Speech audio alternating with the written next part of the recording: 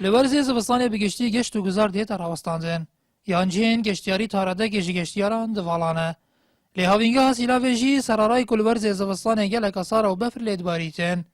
لی خودی اندکانه دی بجن اگر ریک نیت اگرتن گشتیار هر قستا سیلاوه دکن.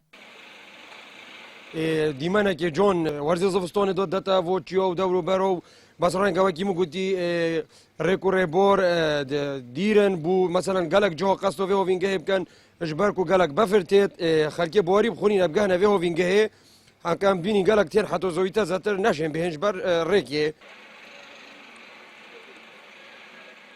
نوكي هوفينا قالك فرقه وتشتي خمولي جيب راسي ما قالك هي وكي طحينه اوميديه وكي كت منطقه ومي جو كازانو وتشتي خمولي ما هي السيلوف الهوفينغا هو السيلوف همي خوشك قصد السيلوف كد نايلك ونسبه بوغاشت تشتي ما فرقه راستي تشتي خمولي اكثر ما الفيري هي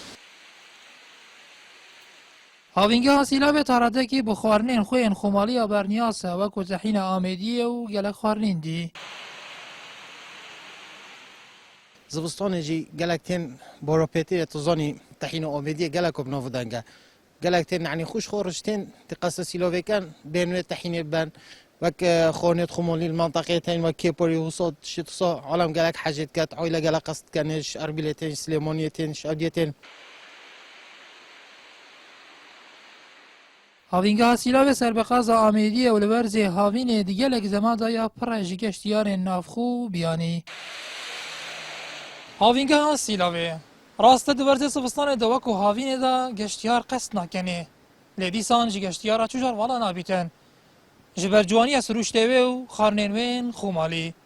نیاد ورمارین نارتی هاوینگه هاسیلاوه قضا آمیدیه.